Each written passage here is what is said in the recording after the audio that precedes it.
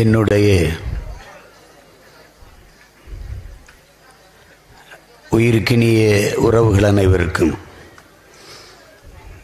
என் அன்பும் வணக்கமும்.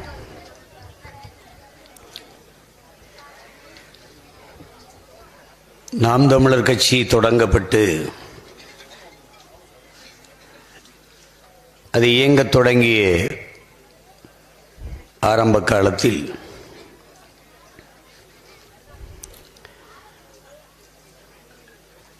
அடையாளம் அறியாத முகம் தெரியாத எண்ணற்ற இளைஞர்கள், இன பற்றாளர்கள், இனம் சார்ந்த தமிழ் பிள்ளைகள் கவிதைகளாக, கட்டுரைகளாக,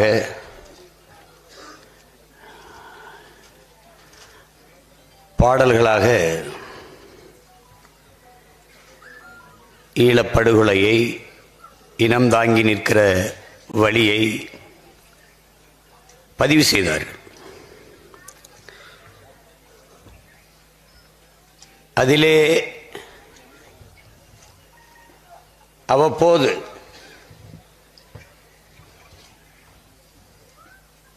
சில கட்டுரைகளை காண கிடைக்கப் பெற்றேன். அதை படித்து அதிலிருந்த கருத்து செறிவை அறிந்து உணர்ந்தேன். இதை எழுதியவர் யார் என்று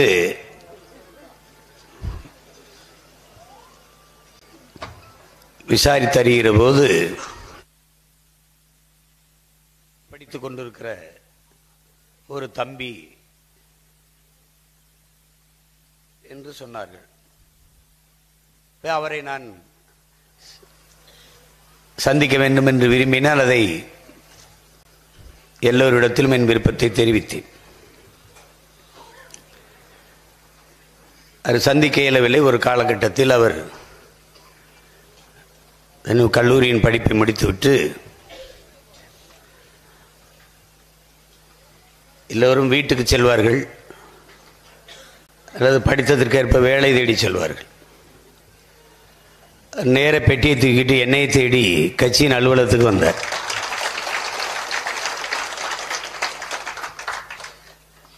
அந்த வந்தவர் தான் என்னுடைய அன்பு இளவல் இடும்பைவனம் கார்த்திக் அவர்கள். அவரோடு சேர்ந்து அதே காலகட்டத்தில் பெட்டியோடு வந்து என்னை சேர்ந்தவர் தான் என் அன்பு தம்பி சாரதி அவர்கள். இருவரும் பொறியியல் மாணவர்கள். அவர் சாரதி நிர்வாக பொறுப்பை எடுத்துக்கொண்டு இருந்து விட்டார்.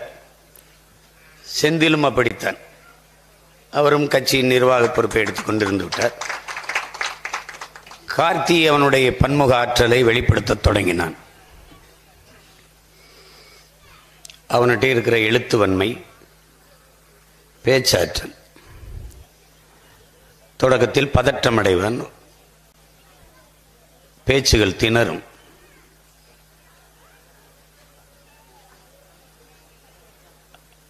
அப்போது ஊக்கம் கொடுத்து, தட்டி கொடுத்து, இதெல்லாம் ஒன்றுமில்லை, நம் பேச்சை கேட்கத்தான் இவர்கள் எல்லாம் கூடியிருக்கிறார்கள் என்கிற திமிர் உனக்கு வந்துவிட்டால் வார்த்தை நிமிர்ந்து விடும்.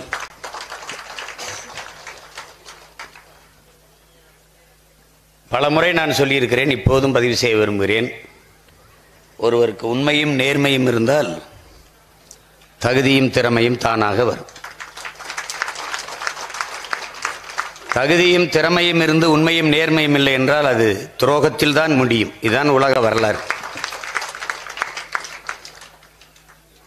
அப்படி உண்மையும் நேர்மையுமாக இருந்து தகுதியும் திறமையும் வளர்த்து கொண்டவன் என்னுடைய தம்பி கார்த்திக் அவர்கள். எனக்கும் பின்னால் வருகிற தம்பி தங்கைகளுக்கு, அவனுக்கும் பின்னால் வருகிற தம்பி தங்கைகளுக்கு அவன் ஒரு முன்னத்தி ஏறாக இன்று இருப்பது எனக்கு ஒரு பெருமையும் மகிழ்ச்சி.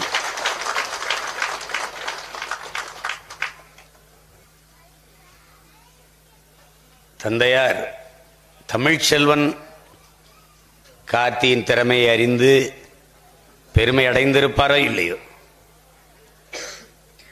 அவரிலும் மேலாக நான் பெருமையும் மகிழ்ச்சியும் நான் அடைகிறேன் என் தம்பியை நினைத்து. எதற்கும் ஆசைப்பட்டவன் அல்ல.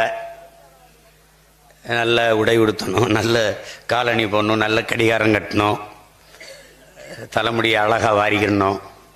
இந்த லியோ படத்தில் தம்பி விஜய் முடி இருக்குல்ல, அதெல்லாம் இவனை பார்த்து மாதிரி செஞ்சுக்கிட்டது தான். சொந்த முடியே செயற்கை முடி மாதிரி விக்கு மாதிரி வச்சுருக்கிறதா வந்தால் வச்சுருப்பான். அது அவ்வளவு கவனக்குறைவு, அதில் எல்லாம் கவனமே இருக்காது. அவன் இலக்கில் குறியாக இருப்பான். சில வேலைகளை சிலரை நம்பி ஒப்படைக்க முடியாது. மேலும் மேலும் நம்ம அது சரியாக செஞ்சிட்டிங்களா, அது சரியாக செஞ்சிட்டிங்களா, அது சரியாக செஞ்சிட்டிங்களா 100 தடவை கேட்கணும். அதுக்கு நாமளே செஞ்சுருக்கலாம்.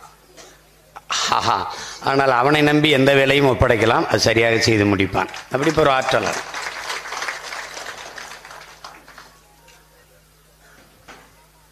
அப்போ இறந்த அன்னைக்கு வந்திருக்கணும். அன்னைக்கு வேறு போராட்டங்கள் தேதிகளை குறிச்சாச்சு. இது உடனே வர முடியல. எங்களுக்கு இறப்பு ஒன்றும் புதிதில்லை. லட்சக்கணக்கான மரணத்தை பார்த்ததுனால இதெல்லாம் ரொம்ப ஈழத்தில் ஒரு தாய் ஆணிவேருங்கிற படம் எடுக்கும்போது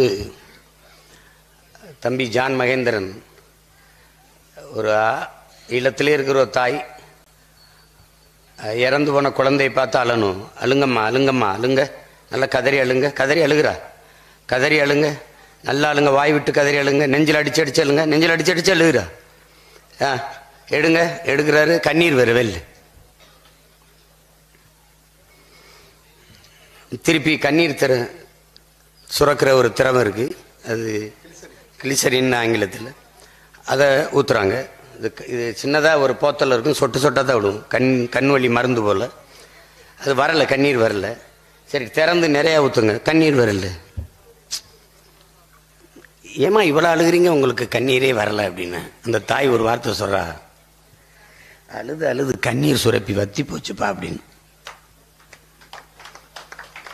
அந்த தாயின் நிலைமையில் தான் தமிழ் பேரினம் இன்னைக்கு இருக்கு.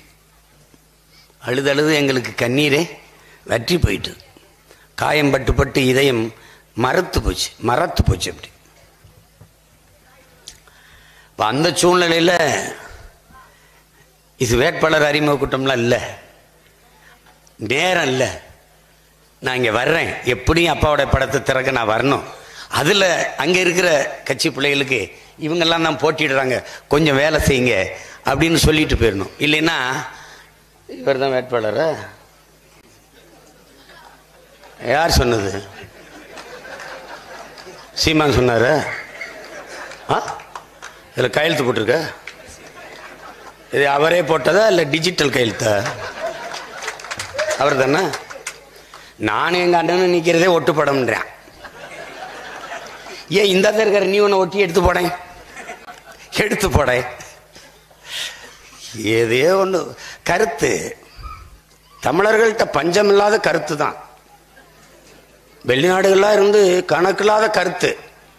அப்படியே கொஞ்சம் காசை அனுப்பிட்டு கருத்தை அனுப்புனா நம்ம கையெடுத்து கும்பிடலாம், அருமையாக இருக்கு, உங்கள் கருத்தை மதிக்கிறோம். வெறும் கருத்து தான்.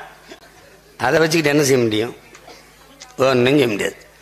தேர்தலுக்கு காசுக்கு என்ன பண்ணுறாரு சீமான்? வீட்டிலேருந்து வரும்போது 3 சிக்னல் இருக்குங்க, நிறைய சிக்னல் இருக்குது. மெயின் சிக்னல் பண்ணல, முதன்மையான நிறுத்தம் 3 இருக்குது. 3ல் நிறுத்தி சிக்னலில் என் மனைவி கையில் என்ன ஒன்று 10 ரூபாயா மாற்றி ஒரு 500-1000 ரூபாய் இந்த ஓட்டுநர் போயிருக்கிற பக்கத்தில் வச்சிடும். அது என் தம்பி தினேசருக்கு நல்லா தெரியும். சரக்கு நேரங்கி கொடுத்துருவான். என் வண்டி வந்தானே வேகமாக எல்லாம் வருவாங்க வரிசையா. எந்த முகம் நம்ம முகம் பூரா வட இந்தியன். வாய் திறந்து பிச்சை வைக்க முடியாது, ஏன்னா ஹிந்தி தெரிஞ்சிருமில்ல, ஹிந்தி பிச்சிருவான். இன்னும் கொஞ்சம் நாளில் பிச்சை எடுக்கிற வேலையும் நமக்கு கிடைக்காது போல் இருக்கு தமிழனுக்கு. வந்து இறங்கிட்டாங்க. கதையை ஜோலி முடிஞ்சு பிச்சை எடுத்தாது பொழைச்சிக்கிற ஒரு வாய்ப்பு இருந்துச்சு, அதில் முடிஞ்சு.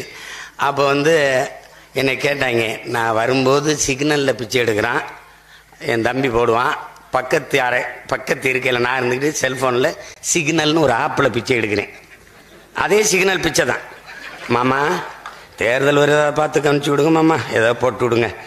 பாப்பா இது வேற யாரா அண்ணே? அப்படியா? ஐயாவுக்கு ஒரு பணம் போட்டு விடு. சிக்னலில் தான். ஏன் மற்றதில் பேசுனா ஒட்டு கேட்டு சீமா பிச்சை எடுக்கிறான் பாருன்னு வெளியிட்டு விடுவான். போலீஸுக்கெல்லாம் வேலை என்ன? நான் யாரோட பேசுகிறேன், யாரோட யார் என் கட்சியில் யார் பேசுகிறா, இதை பதிவு பண்ணுறதாண்ணா. அதுக்கு தான் நாங்கள் பதிவு செஞ்செல்லாம் பயன் இல்லை. அலைபேசியில் பேசுகிறதான் பொது மேடையிலும் பேசுவோம். ரகசியம்னு ஒன்றுமே கிடையாது நாம் தமிழர் கட்சிக்கு. No secret. என்ன பேசுகிறோமோ அதான் செய்வோம். அவங்க சும்மா சொல்லுவாங்க, சொல்றதைத்தான் செய்வோம், செய்வதைத்தான் சொல்வோம். வந்துட்டோம். அதனால பிள்ளைகளை அறிமுகப்படுத்திட்டு வேலையை செய்யுங்க. ஒவ்வொரு ஊருக்கு வந்து வேலை பேசுறதுக்கு நேரம் இல்லை. ஏன்னா நம்ம ஆள் எப்போ எந்த நேரத்தில் அவருக்கு சாமி வரும்னு தெரியாது. டப்புன்னு இதுதான் தேர்தல்ன்றவர். விடிய காலையில் நாமினேஷன் போடு, நாளைக்கு மறுநாள் தேர்தல்னு பச்சாலும் வச்சுட்ரு. அப்படி அதனால நம்ம வேகமாக ஓடணும். அதுக்காக தான் இந்த சின்ன அறிமுக கூட்டம். அதில் இங்கே என் தம்பி தங்கை எல்லாம் பேசுனதை நீங்கள் கவனிச்சிருப்பீங்க. இது பல ஆண்டுகளாக தேர்தல் வருது. அதனால எந்த மாறுதலும் வரலைங்கிறது தான் இருக்கிற யதார்த்த உண்மை. இந்திய நாடாளுமன்றம் அல்ல எங்கள் கனவு. ஆனால் நாடாளுமன்றத்திற்குள் தமிழ் தேசிய மக்களுக்கான உரிமை குரல் ஒலிக்க வேண்டும் என்பது எங்களுடைய கனவு, எங்களுடைய உரிமை. இவர்களைப் போல 60 ஆண்டுகளுக்கு மேலாக கட்சி நடத்தி ஆட்சியில் இருந்து 18 ஆண்டுகளுக்கு மேலாக இந்திய ஒன்றிய அமைச்சரவையிலே இருந்துவிட்டு இன்றைக்கு 39 பாராளுமன்ற உறுப்பினர்களை வைத்துக் கொண்டிருக்கிற இந்த சூழலில் மாநில உரிமைக்கான ஸ்டாலின் அவர்களின் குரல், பாசிசம் வீழட்டும், பாசிசத்தை வீழ்த்துவோம், இந்தியாவை காப்பாற்றுவோம் அப்படின்னு கிளம்பிட்டாங்க.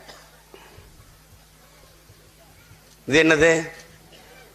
இது திராவிட மாடல் அரசியல்.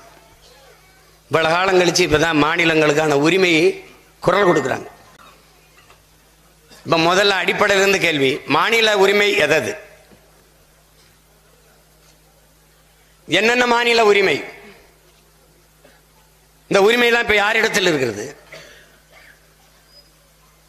பறிபோய் விட்டது. யாருடைய ஆட்சி களத்தில்? பறித்து கொண்டு போனவன் எவன்? கச்சத்தீவு பறிபோனது எப்போ? கல்வி மாநில உரிமை, அது இந்திய ஒன்றியத்தின் உரிமையாக பொதுப்பட்டியலுக்கு போனது இப்போது. மருத்துவமனைகள் கட்டுவது, மின் உற்பத்தி விநியோகம், இதெல்லாம் எங்கே? இது யார் காலத்தில் கொண்டு போகப்பட்டது? இந்த நிலத்தில் வளங்களை சுரண்டி கொடுக்கிற மீத்தேன், ஈத்தேன், ஹைட்ரோ கார்பன், இந்த பயோகாஸ், இதெல்லாம் யாருடைய காலத்தில் கையெழுத்தானது? அணு உலை இந்த 2 கட்சிகளுக்கு தெரியாமல் வந்து நட்டு வைத்து போனார்களா? மீத்தேன், ஈத்தேன் இவர்களுக்கு தெரியாமல் கையெழுத்து ஒப்பந்தமானதா? ஸ்டெர்லைட் இவர்களுக்கு தெரியாமல் வந்து கையெழுத்தாயா இங்கே கட்டப்பட்டதா? இந்த 2 கட்சிகளை தாண்டி யாராவது பொறுப்பேற்க வாய்ப்பு இருக்கா? இந்த உரிமைகளை எல்லாம் பறிகொடுத்தது யார்? தேர்தல் வரும்போது திடீரென்று உரிமை என்று பேச காரணம் என்ன? எப்படி இருக்கு? அது ஏன் தேர்தல் வரும்போது மீனவன் மேல பாசம் வருது, விவசாயி மேல பாசம் வருது? இந்த செத்த பணத்தை வச்சுக்கிட்டு அப்படியே உருகி அழுவான். அப்பா அடிக்கடி விட்டு உன்னை பார்க்காம சரியா பார்க்காம விட்டானாப்பா அப்படின்னு. எப்படி இருக்கு? அதே கதை தான் இங்க. உயிரோடு இருக்கும்போது சோறு தாம செத்தவனை பால் ஊத்தி அழுகிறது படையில் செய்யற பரதேசி கூட்டம் இது. அதை நம்பிக்கிட்டு இந்த தமிழ் சமூக மக்கள் இன்னும் என்ன மாநில உரிமை? மாநில உரிமை மீட்காம என்ன பண்ணீங்க? குடிவாரி கணக்கெடுக்கிற உரிமை உச்சநீதிமன்றம் சொல்லுது, மாநிலங்களின் உரிமை எடுத்துக்கொள்ளலான்னு. பீகார்ல நிதிஷ்குமார் எடுத்து வெளியிட்ட ஒருத்தன் வழக்குக்கு போய் தடை கேட்க போறான் என்று தெரிந்த உடனே காலையில வெளியிட்டார். இதாண்டா குடி, இவ்வளவு சாதி இருக்கு, இது வரையும் பிரதிநிதித்துவம்னு அறிவிச்சுட்டு. ஆந்திரா எடுக்க போகுது, கர்நாடகா எடுக்க போகுது, ஜார்க்கண்ட் எடுக்க சொல்லி முதல்வர் உத்தரவு போடுறார். சாதிவாரி கணக்கெடுப்பு எடுப்பதற்கு நாங்கள் எதிரிகள் அல்ல, எதிரிகள் இல்லை. இவள் நாள் ஏன் எடுக்கல? எடுத்தா தெரிந்துவிடும். என் இனம் சாராதவன் என் இனத்தின் உரிமையை எவ்வளவு தூரம் அனுமதித்துக் கொண்டிருக்கிறான் என்று எனக்கு தெரிந்தது. இன்னைக்கு நான் சொல்றேன், என் தலைவன் மன ஆணையா சொல்றேன், எடுக்க மாட்டார்கள். நான் ஆட்சிக்கு வந்து நாம் தமிழர் அதிகாரத்தில் உட்காரும் போதுதான் குடிவாரி கணக்கெடுப்பு எடுத்து குடிகளின் எண்ணிக்கைக்கு ஏற்ப பிரதிநிதித்துவம் இடஒதுக்கீடு கொடுக்கப்படும். எழுதி வச்சுக்க, இதுதான் நடக்கும். இது செய்ய மாட்டார்கள். தேர்தல் வரும்போது திடீர்னு ராமேஸ்வரத்தில் போய் மீனவர்களுக்காக போராட்டம், படகை பறித்துக் கொண்டு செல்கிறார்கள். தினம் வருகிறான். இந்த பிப்ரவரி 11 போராட்டம். இதுக்கு முன்னாடி ஏன் இப்ப போராட்டம்? தேர்தல் வருது. எத்தனை பேரிடர்களை நீங்கள் சந்தித்தீர்கள்? ஓகி புயல், தானே புயல், இப்ப தூத்துக்குடியில் ஏற்பட்ட, சென்னையில் ஏற்பட்ட பெருவெள்ளம் புயல் இழப்பு. என்றைக்காவது ஐயா முதன்மை அமைச்சர் ஐயா நரேந்திர மோடி அவர்கள் ஒரு ஆறுதல் குரல், இந்த துயர செய்தியை பகிர்ந்து கொண்ட செய்தி, அதற்கான ஒரு உதவித்தொகை, ஊக்கத்தொகை, நிவாரண அறிவிப்பு ஏதாவது நீங்கள் கேட்டதுண்டா? இல்லை, இல்லை. தூத்துக்குடி துப்பாக்கி சூடு வருந்தத்தக்க செயல் உண்டா? அந்த மக்களின் துயரத்தோடு நானும் அந்த துயரத்தை பகிர்ந்து கொண்டு அவர்களோடு நிற்கிறேன். ஒரு ஆறுதல் மொழி நீங்கள் படித்ததுண்டா? ஆந்திர காட்டுக்குள் 20 தமிழர்கள் சுட்டு சாகும் போது, இது கொடிய செயல். இந்த செயலை நான் கண்டிக்கிறேன். இது வருந்தத்தக்கது. ஒரு பதிவு யாராவது பார்த்ததுண்டா? இல்லை. ஆனால் விருதுநகரில் ஒரு 4-5 நாளுக்கு முன்னாடி பட்டாசு தயாரிக்கிற இடத்துல வெடிப்பு வந்துட்டு, வெடிச்சு சில பேர் உயிரிழந்து விட்டாங்க. உடனே 2 லட்சம் ரூபாய் நிவாரணம் அறிவிக்கிறார் பிரதமர் நிதியிலிருந்து. ஏன்? அடுத்த மாசம் தேர்தல். இப்ப என்ன தெரியுது? தினம் தேர்தல் வரணும், அப்பதான் இவங்களுக்கு எங்க மேல பாசம் வருது, பற்று வருது. மாநில உரிமைக்கான குரல் ஐயா ஸ்டாலினின் குரல், அதற்கான பொதுக்கூட்டங்கள், பரப்புரை, திமுகவின் பரப்புரை. அறிவார்ந்த பெருமக்களே, என் பிள்ளையில விடுங்க. என் பேச்சை கேட்கிற திராவிட முன்னேற்ற கழகத்தை சார்ந்த என் உயிர்க்கினிய உடன் பிறந்தார்கள், பேரன்பு மிக்க பெற்றோர்கள், அரிய பெரிய தலைவர்கள், உரிமை குரலை கேளுங்கள். என்னது? என்ன உங்க ஆளுகள் பரப்புரை செய்கிறார்கள்? மகளிருக்கு 1000 ரூபாய் கொடுத்தோம், படிக்க போற பிள்ளைகள் கல்லூரி பெண்களுக்கு 1000 ரூபாய் கொடுத்தோம். உங்களுக்கு வந்துட்டதா? 1,05,00,000 மக்கள் 1000 ரூபாய் உதவித்தொகை. இதெல்லாம் மகளிர், இதெல்லாம் மாநில உரிமை.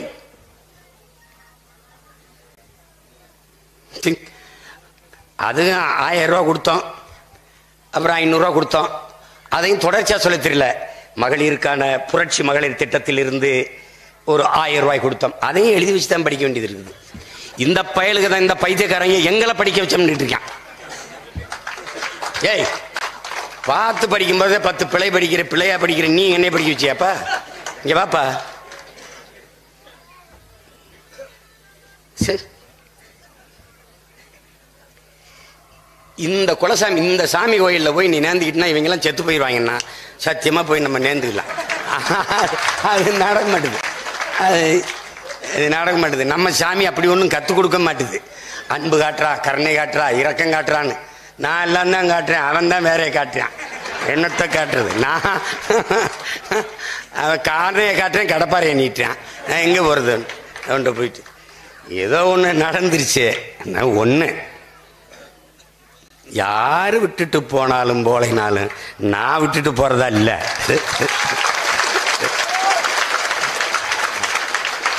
அவங்க நீங்க வேணா பாருங்களேன், என்னையே நாம் தமிழர் கட்சி புகழணும், இகழணும். எந்த வாடகை வாயா இருந்தாலும் என்னை பேசணும்.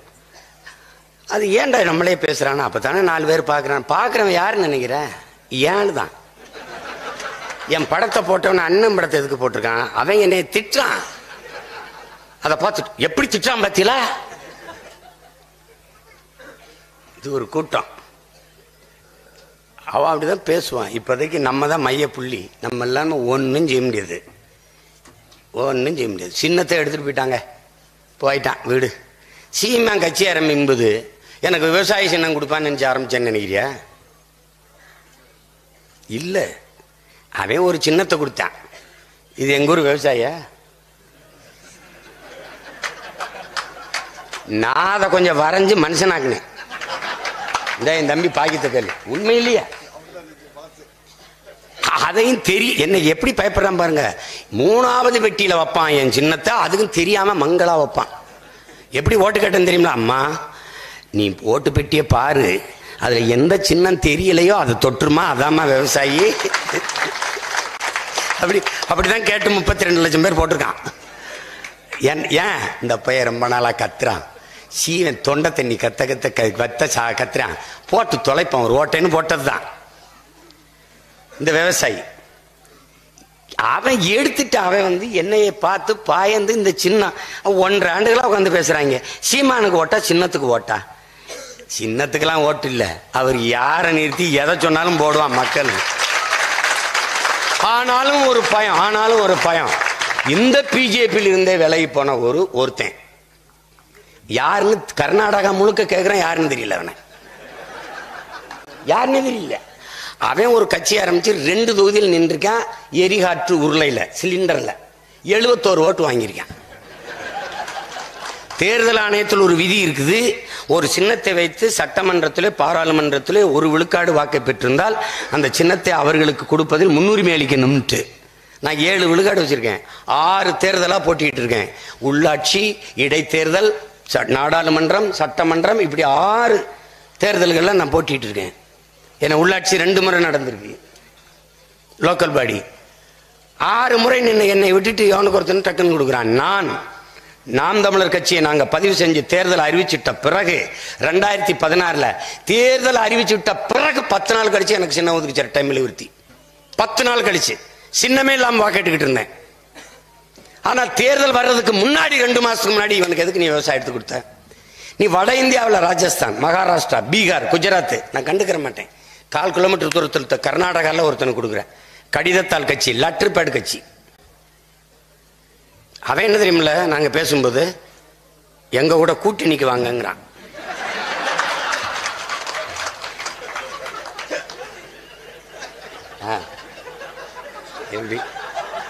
ரொனால்டோ வாங்க பந்து விளையாடும் கூப்பிடும்போது போகாத என்னைய தெருவில் கோல் குண்டி அடிக்கிற பையன் வாங்க 2 பேரும் விளையாடுவோம்னா ரெடே கோவப்பட்டு அடிக்க முடியாது. இவனெல்லாம் கொண்டுட்டு ஜெயிலுக்கு போகிறதுக்காக நம்ம ஆத்தாப்பு கஷ்டப்பட்டு படிக்க வச்சு வளர்த்தாங்கிற மாதிரி ஒரு மனநிலை வரும் பாருங்க. போடா டே போடா போடா போடா அப்படின்னு அந்த மாதிரி அவன் எங்களை கூட்டணி கூப்பிடுறாங்க. அது எப்படி இருக்கு?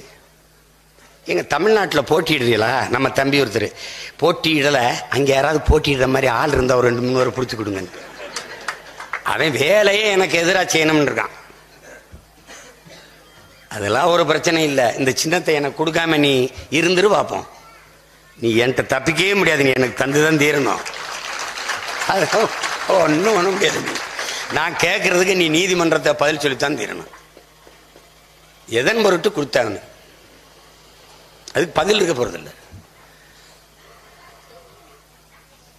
டாக்ஸ் கட்டியிருக்கணும், வரி கட்டியிருக்கணும், 3 முறை கட்டியிருக்கேன். அவன் கட்டியிருக்கானா? இல்லை. நீ எப்படி அவனுக்கு எடுத்து கொடுத்த? என்னகிட்ட இருந்து அதை என்னை ஒரு 10 நாளா இப்ப தம்பியெல்லாம் சின்ன வரைகிறதா வேணாமான்னு வரைஞ்சி நீ பாட்டுக்கு போ. ஒரு தேக்க இருக்குல்ல, அதை எனக்கு கொடுக்கணும்னு நினைக்கிறாங்க. அதுல இப்படி அநியாயமா வஞ்சித்து அந்த சின்னத்தை எடுத்துட்டு போயிட்டாங்கிறவனை திட்டுறதுக்கு பதிலா சின்னத்தையே காப்பாற்ற முடியல, இவர் என்னத்தை நாட்டை காப்பாற்ற போறாரு அப்படின்னு. உன் வீட்டுல முதல்ல ஒரு கிண்ணத்தை காப்பாத்துறாடே, என்னை சின்னத்தையே இவர் இப்படி நாட்டை காப்பாத்துவாரு. செத்து போன அநியாயமா அப்படி செத்து போயிட்டா டே, நீ எல்லாம் என்னடா அப்படின்னு என்னைய செத்தவனை வெட்டினவனை விட்டுவிட்டு செத்தவனை போட்டு ஒரு ஆள் என்னடா அப்படி செத்து போய் கிடக்குறா, வெட்டினவனை விட்டுறது. சின்னத்தை தூக்கிட்டு போனவனை திட்டாம ஏண்டா அவரோட ஆண்மகனா இருந்தா நேரம் நின்று நீ கத்தி வச்சிருக்க நானும் கத்தி வச்சுக்கிறேன், நீ கடப்பாறை வச்சிருக்க நானும், நீ கோடாரி வச்சிருக்க நானும் கோடாரி, நீ எல்லாத்தையும் காலி மாதிரி 6 கைக்கு ஒரு அருவா வச்சுக்கிற, நான் வெறுங்கையோட நிக்கணும்ன்ற. சரி வாடா வெறுங்கையோட மோதுவோம் வா. அது முக்கியம் இல்ல. என் தம்பி தங்கைகளுக்கு, என் உடன் பிறந்தார்களுக்கு, என் அன்பு பிள்ளைகளுக்கு சொல்வேன், நீ தனி மனிதனை தலைமை ஏற்கக்கூடாது, தத்துவத்தை தான் தலைமை ஏற்கணும்.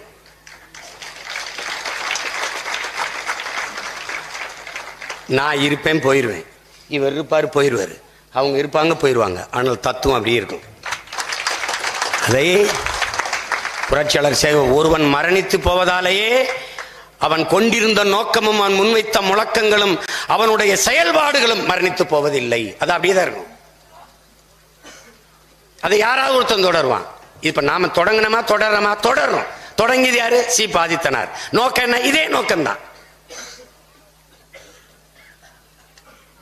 தலைவர் நமக்கு தந்தது என்ன? காசு இல்ல, கனவு. கோடிகள் இல்ல, உயர்ந்த கொள்கை. என்ன கொள்கை? அடிமை தேசினத்தின் உரிமை, விடுதலை. இந்த புனித கனவு. ஆனால் நம்ம என்ன, அது இடைவெளி வந்துருச்சா? விட்டறதுல இருந்து தொடர்றோம். இது ஒரு தொடர் ஓட்டம், ரிலே ரேஸ், அவ்வளவுதான்.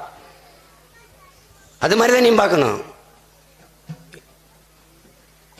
சின்ன என்ன, சின்னத்தை விடு, உன்னுடைய எண்ணத்தை கடத்து, மக்களுக்கு கடத்து.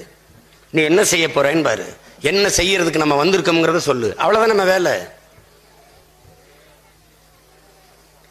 நீ இந்த மண்ணில் செய்ய வேண்டிய முதற் புரட்சி, பணம் இருப்பவன் தான் அரசியல் செய்ய முடியும் என்கிற நிலையை அடித்து நொறுக்கி மக்களுக்கு சேவை செய்ய வேண்டும் என்கிற மனம் இருப்பவனும் அரசியல் செய்ய முடியும் என்கிற நிலையை உருவாக்குவதான் நீ செய்ய வேண்டியது. நீ பணம் இருந்தாதான்டா அரசியல் செய்ய முடியா? என்ன செய்யுமா நீங்கள காசு இல்லாம எப்படி செய்யுமா இது தேர்தலை சந்திப்பிய அப்படின்னு? காசு இல்லாம எப்படி தேர்தலை சந்திக்கிறது நீ என் கட்சியில சேர்ந்து கத்துக்க. இது நல்லா இருக்குல்ல, வந்து கத்துக்க. ஒருத்தர்லாம் என்கிட்ட சொன்னாங்க, அண்ணே ஒவ்வொரு தொகுதிக்கு 150 கோடின்னு. யாரு? திராவிட மாடல்ல எல்லாம் முதல்ல போய் வச்சாச்சுன்னு அப்படின்னு நான் கேட்டேன். எனக்கு மட்டும் சொல்றா, ஒரு தொகுதியில் எங்க வச்சிருக்கீங்கன்னு மட்டும் சொல்லுங்க. அட அதெல்லாம் பிரிச்சு பிரிச்சு அங்கங்க ஒரு பிரிச்சதை காட்டுறா. நாங்க முகமுடியை போட்டு எடுத்துக்கிறோம்டா, போய் ரொம்ப கஷ்டமா இருக்குடான்னு. அது மாதிரி அவங்க தம்பி, பாவப்பட்ட மக்களின் கடைசி புகலிடம் கடவுள், அயோக்கிய அரசியல்வாதிகளின் கடைசி புகலிடம் காசு. பாவப்பட்ட மக்கள் இருக்கான்ல, அவ கடைசியா கடவுள்கிட்ட போய் முறையிட்டா அதாவது நல்லா நடந்துன்னு நினைப்பான். இந்த திருட்டு பைய அயோக்கிய பைய அரசியல் தலைவர்கள் இருக்கான்ல, அவன் கடைசி புகலிடம் காசு. காசு இருந்தா ஜெயிச்சிடலாம்னு நினைக்கிறான். இதை ஒழிக்காம நீ இந்த நாட்டின் நல்ல அரசியலை பிரசவிக்க முடியாது, நல்ல அரசையும் அமைக்க முடியாது. அதற்கான தொடக்கத்தினால்தான் என்ன சொல்றோம். இப்ப நம்ம ஐயா எடப்பாடி பழனிசாமி என்ன முழக்கம்? தமிழர்களின் உரிமை மீட்போம், தமிழ்நாட்டை காப்போம். இதுதாங்க தமிழ் தேசியம். நாங்க இவ்வளவு நாள் பேசி வந்தோம்ல, இதுதான். இப்ப என்ன தெரியுமில்ல, நம்ம பிஜேபியின் பி டீம், நம்மளுடைய பி டீம் யாரு? அதிமுக. நம்மள ரொம்ப நாளா தான் சொல்லிட்டு இருந்தாங்க, பிஜேபியின் பி டீம், பிஜேபியின் பி டீம். நமக்கு ஒரு பி டீம் இருக்கியா? அதிமுக. நம்ம என்ன இவ்வளவு நாள் பேசிட்டு வந்தோமோ அதை பேசுற. அப்படி தமிழர்களின் உரிமை மீட்போம். ஏன்கள் நேத்தங்கட்சி ஆரம்பிச்சு இப்பதான் தேர்தலில் நிக்க போறாரு. 4.5 வருஷம் அமைச்சராக இருக்கும்போது இது ஒரு தடவை சொல்லல. தமிழ்நாட்டை காப்போம், அதுதாங்க நாங்க சொல்றோம். எங்களை பாசிஸ்ட், செப்பரேட்டிஸ்ட், ஆன்டி இந்தியன், அப்பத்தா இந்தியன், சின்னத்தா இந்தியன், இதெல்லாம் எங்களை போட்டான். இதைத்தான் சொன்னோம். இதே வசனம் தாங்க, இதே வசனம் தான். இதுல இருந்து என்ன தெரியுது? எங்கள் எச்சில் இல்லாம இங்க எவனும் கட்சி நடத்த முடியாது. நாங்க பேசுறத நீ பேசியாங்க. தமிழ் தேசிய அரசியல் என்பது எழுச்சியுறுது, மலர்ச்சியுற்று, கிளர்ச்சியுற்று, புரட்சிகரமாக எழுந்து வளர்ந்து வருதுங்கிறது கண்கூடு. அதனால எல்லாம் நடுங்கிறாங்க, அச்சப்படுறாங்க. என்ஐஏ ரைடு எதுக்கு வருது? என்ஐஏ ரைடு சொல்லு.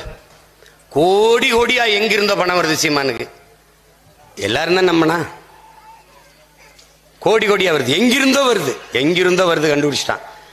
அப்படியே எங்கிருந்து வருதுன்னு கண்டுபிடிக்க முடியல. கோடி கோடியா பணம் வருது இல்ல, நாங்க வச்சிருக்கோம்ல. ஏன் வருமான வரித்துறை சோதனை வரல? ஏன் அமலாக்கத்துறை சோதனை வரல? எதுக்கு என்ஐஏ வருது? தேசிய புலனாய்வு முகமை வருது. எதுக்கு வருது? தேசிய புலனாய்வு. 2 வருஷத்துக்கு முன்னாடி ஓமலூர்ல யாரோ ஒருத்தன் இது வளைவழியை பார்த்து குண்டு செய்யறதுக்கு முயற்சி பண்ணியிருக்கானா.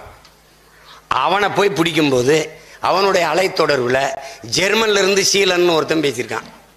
அந்த வீணா போன நாய் நம்ம கட்சியில் இருக்க எல்லா பிள்ளைகளோடும் பேசியிருக்கு. 4-5 பேர்ல பேசியிருக்கு. முருகன் ஒன்று பேசியிருக்கு, கிருகன் ஒன்று பேசியிருக்கு, சீலன் ஒன்று பேசியிருக்கு. இவன் போய் மதிக்கிட்ட சீலன் உனக்கு தெரியுமா? ஆமா ஆமா தெரியும் தெரியும், கன்னியாகுமரியில் எங்க மாவட்ட செயலாளர் ஒரு சீலன் இருக்காரு. ஐயோ இவன் ஜெர்மன்ல இருக்கான்னு தெரியுது இல்ல உனக்குதான் எல்லா நாட்டிலையும் தூதரங்கள் இருக்குல்ல நீ தான் அகில உலக சிங்கம் ஆயிடுச்ச நீ தான் பெரிய கிங்காங்க ஆயிடுச்சு அவனை கூப்பிட்டு இந்த சீலங்கிறவனை தூக்கிட்டு வந்து இங்க வச்சு விசாரிச்சா சொல்ல போறான் ஒரு சின்ன ஒரு இது எதுக்கு என்னைய போடணும் துறை வீட்டில் எதுக்கு போடணும் எதுக்கு விஷ்ணு வீட்டில் போடணும் எதுக்கு மதிவான வீட்டில் போடணும் ஏன் போடணும் எதுக்கு இந்த பாலாஜி மாதிரி சின்ன பசங்க வீட்டில் போடணும் சீமானை நோக்கி கணக்கில்லாத இளைஞர்கள் இளம் பெண்கள் படையெடுத்து அணியணியாக போறார்கள் இதை தடுக்கணும்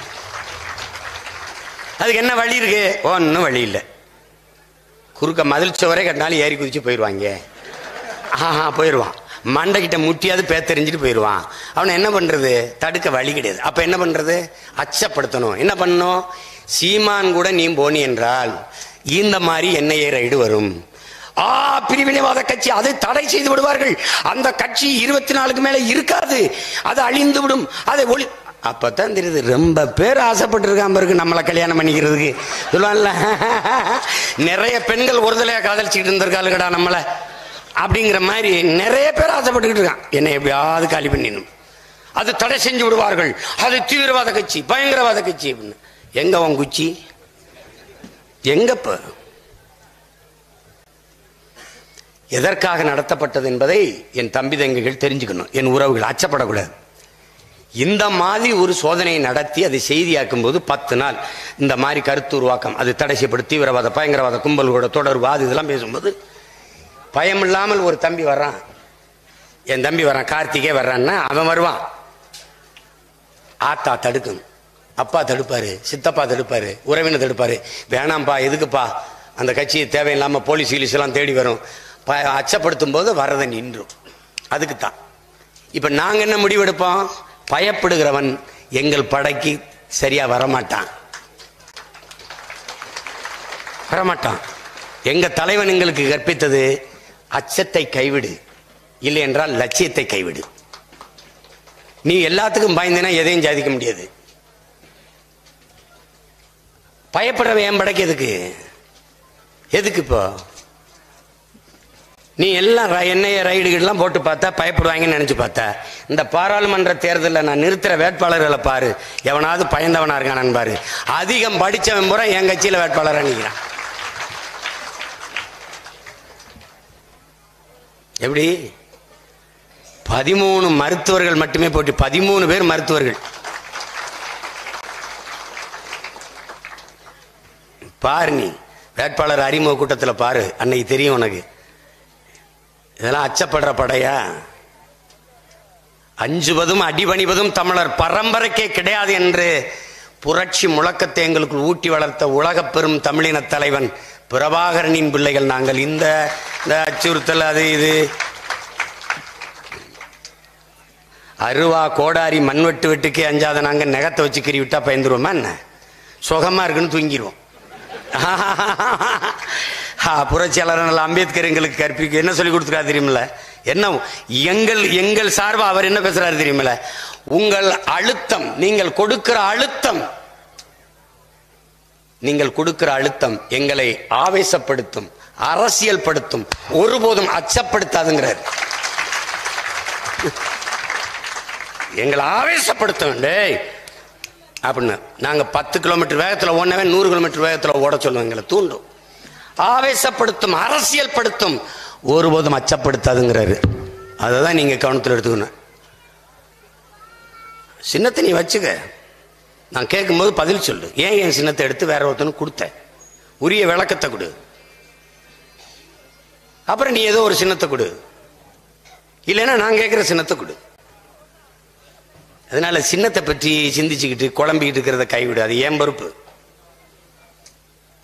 உனக்குலாம் அண்ணன் அவர் வேலை செய்யலண்ணே இவர் சரியில்லைண்ணே அதெல்லாம் உன் வேலை இல்லை உனக்கு ஒரு வேலை கொடுத்துருக்கேன் நீ இதை பாருங்க அதை பாரு அவன் வேலையை பாரு கொடுக்குற வேலையை செய்ய ஐயா கருணாநிதி அறிவாலயத்தில் ஒரு இலக்கிய கூட்டம் நடந்தது அப்போ நம்ம திமுக தான் நாங்கள் இருந்தோம் அப்போ போய் முன்வரிசையிலேருந்து ஐயா பேசுகிறாருன்னா போயிருப்போம் அப்போ ஒரு ஐயா ஒரு இது சொன்னார் ஒரு ஓவியன் ஒரு அழகான பெண் உருவத்தை வரைஞ்சிக்கிட்டு இருக்கும்போது அப்போ ஒருத்தன் வந்து பார்த்துக்கிட்டு இருந்தவன், இந்த கால் செருப்பை விட இந்த செருப்பு சின்னதா இருக்குன்னு சொல்றான். யார் அவன் இப்படி சொல்றானே என்ன அப்படின்னு பார்த்து அளந்து பார்த்தா உண்மையிலே இந்த கால் செருப்பை விட இந்த கால் செருப்பு சின்னதா இருக்கு. அது என்ன பண்ணிடுறாரு, திருத்திடுறாரு. திருத்திட்டு நீ எப்படி இவ்வளவு சரியா சொல்லிட்ட அப்படின்னு, நான் ரொம்ப நாளா செருப்பு தைக்கிறேன், அதுல எனக்கு பயிற்சி இருக்கு, அதனால இது வந்து தவறா இருந்து தெரிஞ்சு சொன்னேன் அப்படின்னு. ரொம்ப நன்றி அப்படின்னு முகமெல்லாம் வரைஞ்சிட்டு பொட்டு வைக்க போறாரு. அவன் மறுபடி வாயை வச்சுட்டு சும்மா இல்லாம, இந்த பொட்டு கொஞ்சம் கோணல, நீ செருப்போட இரு எப்படி.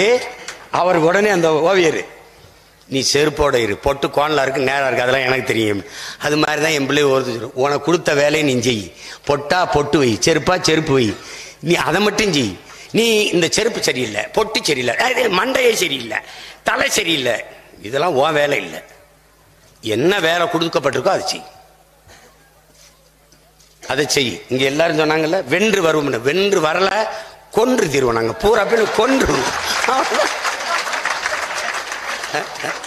அதுதான் எங்களுக்கு பயிற்சி கொடுக்கும்போது, ஓட்ட பயிற்சி, இந்த கராத்தே பயிற்சி, வென்றுட்டு செத்துரு பயிற்சி. எப்படி நீ என்ன, அந்த வெற்றி கோட்டை 100 மீட்டர்ல அந்த வெற்றி கோட்டை அங்க இருக்குன்னா, உடல்ல இருக்கிற எல்லா ஆற்றலையும் தேக்கி ஓடி அந்த கோட்டை தொட்டு செத்து கூட போ, பிரச்சனை கிடையாது. ஆனா வென்று சொல்றல, நீ வென்று விட்டால் அதுக்கு காரணம் சொல்ல தேவையில்லை.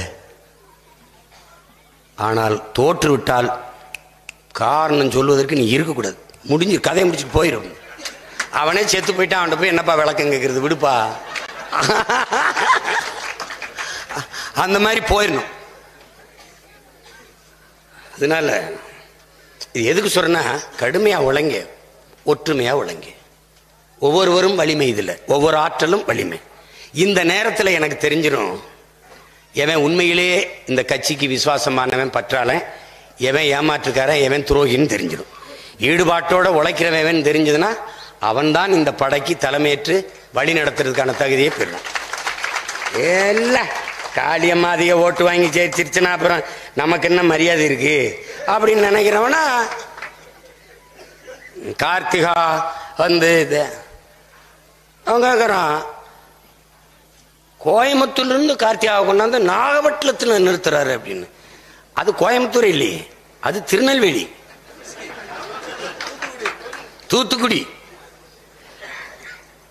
ஏண்டா மதுரைக்காரு விருத்தாச்சலத்தில் போய் விஜயகாந்த் போட்டியிடும்போது வாயில் என்ன வச்சுக்கிட்டு இருந்த? ஜெயலலிதா எங்க வேணாலும் நிக்கலாம், எம்ஜிஆர் எங்க வேணாலும் நிக்கலாம், அருப்புக்கோட்டையில நிக்கலாம், எங்க வேணாலும் நிக்கலாம், திருவாரூர்ல பிறந்த கருணாநிதி தமிழ்நாட்டில் எங்க வேணாலும் நிக்கலாம், கார்த்திகா நாகப்பட்டினம் நிக்க கூடாதா? நிக்க கூடாதா? ஏன் நாடு இது, ஏன் நாடு, நான் எங்க வேணாலும் நிற்பேன். அப்படின்னா நீ ஒண்ணு செய், ஊர் பிரச்சனைக்கு நீயே போராடிக்க, எங்களை கூப்பிடாத. என்னங்க தஞ்சாவூர்ல விவசாய பிரச்சனைக்கு எதுக்குங்க சீமா வந்து போராடுறாரு, அவர் சிவகங்கைக்காரர், அங்க போய் பார்க்க சொல்லுங்க, அப்படியாவது சொல்லுவியா? சொல்லுவியா? அந்த மேல் மாவள விவசாய பிரச்சனை, சீமான கூப்பிடு, சீமான கூப்பிடு, அங்க கடல்ல என்ன கொட்டிச்சு, சீமான கூப்பிடு. நான் பூத மாதிரி என்னை அப்படியே உறிஞ்சி குப்பி துப்பிற மாதிரி, அதுக்கெல்லாம் சீமா வரணும். அங்க போட்டிட்டா வேற ஊருக்காரர் இங்க வந்து எப்படி போட்டி விடுவார். இதேண்டா கருணாநிதி எம்ஜிஆர்ட்ட கேட்கல, இதே ஜெயலலிதாட்ட கேட்கல, எப்படி இருக்கு பாருங்க. நான் கேட்பான், ஆளூர் சானவாஸ், ஆளூர் எங்க இருக்கு? நாகர்கோயில்ல ஒரு ஊர். அவர் நாகப்பட்டினத்தில் சட்டமன்றத்தில் நிற்கும் போது போட்டு போட்ட அவங்களுக்கு ஏதோ பிரச்சனைங்க. என்னை பார்க்கும்போது அவங்களுக்கு ஏதோ பிரச்சனை. நான் கூட பாண்டைகிட்ட கேட்டேன், தன்னலமற்ற அன்பான சர்வாதிகாரம். நான் என்ன சொன்னேன், சர்வாதிகார ஆட்சி முறை, தன்னலமற்ற அன்பான சர்வாதிகாரம், அதான் ஆட்சி முறைன்னு சொன்னேன். அது தாயின் பேரன்பு தான் தன்னலமற்ற அன்பான சர்வாதிகாரம். அதற்கு உதாரணமா லீ குவான் யூ, பெருந்தலைவர் காமராஜ், இதில் உதாரணம் சொல்லி பேசுனேன். அவர் பாண்டே சொல்றாரு, அண்ணே நீங்க சொல்றது சரிதானே, அருமைண்ணே, லீ குவான் எனக்கு ரொம்ப பிடிக்கும்னே அப்படின்னு இதை பேசுறாரு. லீ குவானை பற்றி ஒரு கட்டுரையா ஒரு நிகழ்ச்சியை போட்டு வர்றாரு. அதுதானே நான் பேசுறேன். என்னையே நீங்க எல்லாரும் வெறுக்கிறீங்க. அண்ணே நீங்க பேசுறதுல பிரச்சனை இல்லைன்னு, பேசுறது நீங்கிறதான் பிரச்சனைன்ட்டு. அப்படி கருத்துல பிரச்சனை கிடையாது, பேசுறவன் சீமாங்கிறதான் பிரச்சனை.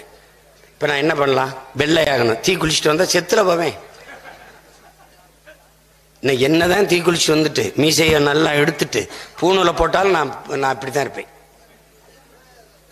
அதனால இவங்க என்னன்னா, இப்போ நாம சொன்னதை தாண்டி எங்கள் அண்ணன் கமலஹாசன் என்ன கருத்தை வச்சுட்டாரு சொல்லுங்க.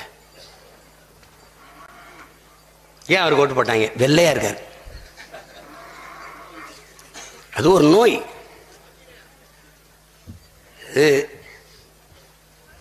அதனால இந்த சின்னத்தை பற்றி அதை பற்றிய கவலைகளெல்லாம் நீங்கள் தூக்கி விடுங்க.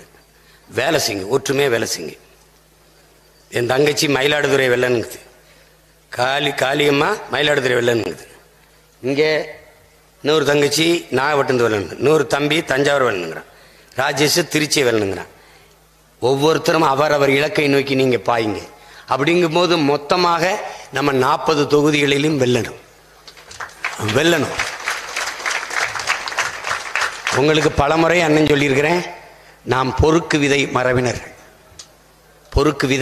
மரபினர்கள். தோட்டம் முழுக்க கத்திரிக்காய் இருக்கும், தோட்டம் முழுக்க வெண்டைக்காய் போட்டிருப்போம், வெண்டைக்காய் தோட்டம் முழுக்க நாங்கள் முருங்கை செடி வளர்ப்போம். ஆனால் அதில் ஒரு முருங்கைக்காயை விதைக்கி விடுவோம். அதில் புடலங்காய் பந்தலை பார்த்துக்கிட்டே போவோம். இந்த காய் விதைக்கினோடனே அதில் ஒரு சிவப்பு துணியை கட்டி விடுவோம். அப்போ பார்ப்போம். கத்திரிக்காய் இது விதைக்கணும்னு அந்த காம்பில் கட்டி விடுவோம். எது வீரியமாக, எது பார்க்க நன்றாக இருக்கோ, இது நல்லா வருது, வீரியமான விதையா இருக்குன்னா அதை விதைக்கி வைப்போம். இப்போ நீங்கள் கிடாச்சண்டை எதுக்கு விடுறான் நம்ம முன்னோர்கள் நினைக்கிறீங்க? பொழுதுபோக்கு இல்லை என் உடன் பிறந்தவர்களே. கிடாயம் மோத விட்டு அதில் வெல்லுகிற கிடா எதுவோ அதை இனப்பெருக்கத்துக்கு வைத்துக் கொள்ளுவான். தோத்த கிடாயை வெட்டி கறியாக்கிட்டு போயிடுவான். சேவல் சண்டை எதுக்கு? அதுவும் நாட் என்டர்டைன்மெண்ட். அவன் மோத விடுவான் சேவலையும். வென்ற சேவல் இனப்பெருக்கத்துக்கு இருப்பான், தோற்ற சேவல் அரை மணி நேரத்தில் அடுப்பில் கொதிப்பான். இதுதான் நடக்கும். இது காரணம் என்ன? Survival of fittest. தகுதி உள்ளவை தப்பி பிழைக்கும், டார்வினுடைய தத்துவம். இது ஆட்டில் இல்லை, மாட்டில் இல்லை, நாயில், நரியில் இல்லை, புல்லுல இல்லை, பூண்டுல இல்லை, பூச்சியில் இல்லை, வண்டில் இல்லை, மனிதர்ல இருக்கு. தகுதி உள்ளவன் தப்பி பிழைப்பான். இதான் தத்துவம். இதை என் தலைவன் வேற வடிவில் சொல்வான். வல்லவன் வெல்வான், கொள்பவன் வெல்வான். இதான் கோட்பாடு. அப்ப தகுதி உள்ளவன் வெல்வான். இந்த பொறுக்கு விரை மரபினர்னால எத்தனை லட்சம் கூட்டம் இருக்கலாம், அதுல வீரன் யாருன்னு, தகுதியானவன் யாருன்னு கண்டுபிடிக்கணும். 20 பெண்கள் முடிவு பண்ணிட்ட. நான் 20 பெண்கள்ல தகுதி வாய்ந்த பெண், தற்கறிவுள்ள பெண். அறிவை எப்படி ஒருத்தன் மதிப்பிடுறான்? சாக்ரட்டிஸ் என்ன சொல்றான்? ஒருவன் எழுப்புகிற கேள்விக்கு ஒருவன் சொல்லுகிற பதிலை வைத்து அவன் அறிவை மதிப்பிட கூடாதுங்கிறான் சாக்ரட்டிஸ். பிறகு எதை வச்சு மதிப்பிடுவ? ஒருவன் எழுப்புகிற கேள்விக்கு இன்னும் ஒரு கேள்வியவே பதிலாக எவன் தருகிறானோ அதை வச்சு தாண்டா அவன் அறிவை மதிப்பிடணுங்கிறான். அதுக்கு பேர் தான் தற்கறிவு. வாத திறமையை வளர்த்துக் கொள்ளுங்கிறான். வாதத்தில் தோற்றவன் அவதூற கையில் எடுத்துருவான்டா. அது தெரியாதா? நம்ம கேட்கிற கேள்விக்கு பதில் சொல்ல முடியாதவன், அவரை பத்தி தெரியாதாங்க, அவருக்கு எங்கிருந்த காசு வருதுங்க, அது அப்படிங்க இப்படி பேச ஆரம்பிச்சிருவான். அது தகுதி உள்ளவர்களை தேர்வு செய்யறதுக்கு நம்ம பிள்ளைகள் எல்லாம் படிச்சிருக்காங்க. ஆனா போட்டிக்கு கூப்பிட்டா எனக்கு பயமா இருக்குன்னு, போர்க்களத்தில் போய் சைனைடு குப்பியை கழுத்துல கட்டி போர்ல போய் போரிட்டு மாண்டு போன இனத்தில் குளத்துல பிறந்துட்டு இப்படி பேசினா இப்படி புருஷன் செத்து போன பிறகு முக்காடை போட்டு மூளையில் உட்காந்து மூக்க சிந்திட்டு அழாம இழந்த நிலத்தை மீட்டே தீர்வேன் புருஷன் பணத்து மேல சத்தியம் பண்ணிட்டு கைப்பிள்ளை தூக்கிட்டு போனவ எல்லா பயிற்சியும் வால் வில் வேல் எல்லா பயிற்சியும் கற்றுக்கொண்டு வந்து இழந்த நிலத்தை மீட்டெடுத்த மானமரத்தி வேலு நாச்சியார் மரபுல வந்துட்டு நீ இன்னும் இந்த அற்ப தேர்தல் களத்துல ஏன்னா வேட்டு வெடிக்கிற இடத்துல நிக்க போற, ஓட்டு கேட்கிற இடத்துல நிக்கிறதுக்கு இவ்வளவு பயப்படுற? அது பயமா இருக்கு. நீ என்ன பயம்? அதுல 20 பேரை தேர்வு செய்ய வேண்டியிருக்கு. அப்படி தேர்வு செஞ்சவங்க தான் இந்த பாருங்க. ஒண்ணு என் தங்கை காளியம்மாளை நான் புதுசா அறிமுகப்படுத்த தேவையில்லை உங்களுக்கு. ஆமா, என்னுடைய குலதெய்வம் காளி தெரியுமா உங்களுக்கு? எனக்கு குலதெய்வம் வீரமா காளி. அது மாதிரி நம்ம கட்சியில் ஒரு குலதெய்வம் இருக்கு காளியம்மாள். நமக்கு அது கஷ்டங்கள் எல்லாம் அது பார்த்துக்கிறோம். அடுத்து என் தங்கை கார்த்திகா, பெரிய கெட்டிக்காரி. ஆள் உயரம் இல்லாமல் இருக்கலாம், அறிவு ரொம்ப உயரம். புரியுதா? அடுத்து என் மகள் தேன்மொழி, இன்னொரு மகள் வந்திருக்காங்க நினைக்கிறேன். 3 பேருமே பேராசிரியர். அவங்க அக்கா தங்கை 3 பேருமே. எங்கள் அப்பா என்கிட்ட பேசும்போது ஒரு நாள் அலைதுருவில், மகளே அப்பாவுக்கு ஒரு உதவி செய்யணும்னு. இல்லை எனக்கு ஒரு உதவி செய்யணும். அப்பா நீங்கள் தான்ப்பா எனக்கு உதவி செய்யணும். என்னதை சொல்லு அப்படின்னா, எப்படி பார்த்தாலும் தேர்தலில் போட்டிட்டா வேலையை விட்டு தூக்கிடுவான். அவன் தூக்க மாட்டான், அவன் என் தம்பி தானே, எடுக்க மாட்டான். எடுத்துட்டா என்ன, இன்னொரு தம்பி கல்லூரி வச்சிருக்கான், அந்த கல்லூரியில் இந்த கல்லூரிக்கு ஷிஃப்ட் ஆகிற வேண்டியதான். அப்பா நான் என்னப்பா செய்யறது, போட்டிடு, எதா இருந்தாலும் பார்த்துக்கிறோம். சரிப்பா ஓகே, வந்து நிற்கிற பாருங்க. அதான் ஒண்ணுதான் என் பிள்ளைகளுக்கு சொல்லுவேன், எது ஒன்றையும் இழக்க தயாராக இல்லாதவன் பெரிதொன்றை அடைய முடியாது. வேலை போட்டோம், இதான் முதல் வேலை, இதுதான் முதல் வேலை. அந்த வேலைக்கு தன்னை அணியப்படுத்தி கொண்டு வந்து நிற்கிற என் மகளுக்கு என்னுடைய வாழ்த்துக்கள். அது ஒன்றும் இல்லை. இப்போதான் நாம் தமிழர், இவன் என் தம்பி இருக்கான்ல ராஜேஷ், ஜல்லிக்கட்டில் அவனை அறியாதவங்க நீ இருக்க முடியாது. அவனுக்கு தனிப்பட்ட முறையில் அவன் மேலே எனக்கு வருத்தம். போன தேர்தலில் நிற்க சொன்னேன், நீ இந்த யோசிச்சுறேன்னு நேரம் போயிடுச்சு, வேற ஆள் நிறுத்திட்டான். அப்போ இந்த வாட்டி பார்த்துட்டு போகலான்னு, பார்த்துட்டுலாம் போகாத, போய் நில்லுன்னு. அப்போ வலுக்கட்டாயம் உங்களுக்கு ஒரு 2 கோடி கொடுக்குறேன், அப்படியே போட்டியிருந்து நம்ம கட்சிக்கு வாங்க, நம்ம மேடைக்கு வாங்கன்னா போகாத சிங்கமாக இருக்கணும். அதான் முக்கியம். இங்கே எனக்கு பணத்தை விட என் இனம் முக்கியம், அதன் மானம் முக்கியம் நினைக்கிற வீரர்கள் தான் இந்த களத்துக்கு சரியா வருவான். நீங்கள் 40 பேரை மேடையில் பார்க்கும்போது, அண்ணன் இந்த 40 பேரை தேர்வு செய்ய என்ன பாடுபட்டிருப்பேங்கிறத எனக்கு பக்கத்தில் இருந்து பார்த்தவங்களுக்கு தான் தெரியும். இந்த பெரம்பலூருக்கு மட்டும் ஒரு 15-20 பேரை தேர்வு பண்ணி அதனால என்கிட்ட செந்தமிழில் வாழ்த்து வாங்கின பிள்ளைகள்லாம் நிறைய இருக்கிறான். அதில் அதிகமாக வாழ்த்து வாங்கினது துறை. அப்புறம் இந்த இருக்கிறார் இது ஹுமாயூன், அவர் எல்லாம் சமூக நீதிப்படி பிரதிநிதித்துவப்படி. மீனவர்கள்னா 2, ஒரு கிறிஸ்தவ மீனவர், ஒரு இந்து மீனவர். அகமுடையரா 2, கல்லரா 2, மறவரா 2, ஒவ்வொருக்கும் பார்த்து முத்தரையரா உடையாரா பிள்ளையா, எந்த சமூகத்தையும் விட்டு. அதுலேயும் சில சமூகங்கள் விடுபட்டு போயிட்டுது. அதுக்கு நம்ம வருத்தம் தெரிவித்து 26ல் அந்த 234 பாராளுமன்ற தொகுதியில் அதை சரி பண்ணோம். இது இவ்வளவுதான் இருக்கு. என்னை மருத்துவர்களில் சந்திக்கும் போது எங்கள் ஐயா பழனிவேலு, எனக்கு தெரியும், ஜெம் மருத்துவமனையினுடைய நிறுவனர், என் தம்பி செந்தில், 2 பேரும், அண்ணா நீங்கள் கடுமையாக உழைக்கிறீங்க. ஐயா என் மேலே ரொம்ப அன்பாக இருப்பாங்க. அன்னைக்கு நீங்கள் நல்ல ஓய்வு எடுத்துக்கணும் அப்படின்னாரு. சிரிச்சா என்னங்க என்ன, அது எனக்கு 24 மணி நேரம் பத்தலை, எதையாவது ஒரு இந்த ஏதோ இந்த சிஸ்டம்லாம் மாத்திரமா இருக்க மாற்றி 48 மணி நேரம் ஒரு நாளைக்கு ஆக்குனீங்கன்னா எனக்கு கொஞ்சம் நேரம் சரியா இருக்கும்னா அவர் சிரிக்கிறார். ஏன் சிரிக்கிறேன், இதைத்தான் நானும் சொல்லாமல் இருக்கேன், எனக்கும் பத்தலை அப்படின்னு. ஏன்னா அவர் அறுவை சிகிச்சை நிபுணர், எனக்கு நிறைய நோயாளிகள் காத்திருக்காங்க, ஒரு நாளைக்கு இவ்வளவுதான் பண்ண முடியுது, பாவம் என்ன செய்யறது, 48 மணி நேரம் ஒரு நாளைக்குன்றது நம்ம நிறைய வேலை செய்யலாம், அவ்வளோ உழைச்சிக்கிட்டு இருக்கோம். அதனால மிக தகுதி வாய்ந்த பிள்ளைகளை தேர்வு செஞ்சு 40 பேரையும் நம்ம நிறுத்துறோம். இவங்களையாவது இப்போ சொல்லி நிறுத்துறோம், மற்றவங்கள போய் வேலையை செய்யுங்கன்னு அறிவிச்சு வேலை நடக்குது. விரைவில் சென்னையில் ஒரு பெரிய கூட்டத்தை போட்டு 40 பேரையும் ஒரே மேடையில் ஏற்றி அறிவிச்சு அடுத்த நாள்ல இருந்து பரப்புரையை நம்ம தொடங்குவோம். அதுக்குள்ள சின்னம் என்னன்னு இன்னும் ஒரு 4-5 நாள் உறுதி செஞ்சிருவோம். அது வரைக்கும் விவசாயி தான் நம்ம சின்னம். விவசாயி நாம் தமிழர் கட்சியின் சின்னம் இல்ல, உலக மாந்தர்களின் அன்னம். அதை புரிஞ்சுக்கிட்டு வேலை செய். சின்ன இருந்தா தான் நான் விவசாயியா, நம்ம இல்லைனாலும் விவசாயி தான். அதனால நமக்கு கொடுக்காம வழியே கிடையாது, நமக்கு தான் தரணும். நம்பிக்கையோடு வேலை செய்யுங்க. நீங்க முறைப்படி நாகை நாடாளுமன்ற தொகுதியினுடைய வேட்பாளர் என் அன்பு தங்கை கார்த்திகா அவர்கள், உங்களை பார்த்துக்கிறீங்க. கார்த்திகாவை நிறுத்தியிருக்கேன், இந்த காளியம்மாவை நிறுத்தியிருக்கேன், அப்புறம் என்னது தேன்மொழியை நிறுத்தியிருக்கேன், ராஜேஷை நிறுத்தியிருக்கேன், இமாயினை நிறுத்திருக்கேன்னா அது இது இல்லை. நீ உன் கட்சி நிக்குது, உன் லட்சியம் நிக்குது, நீ ஏற்றுக்கொண்டிருக்க உயர்ந்த நோக்கம் நிக்குது.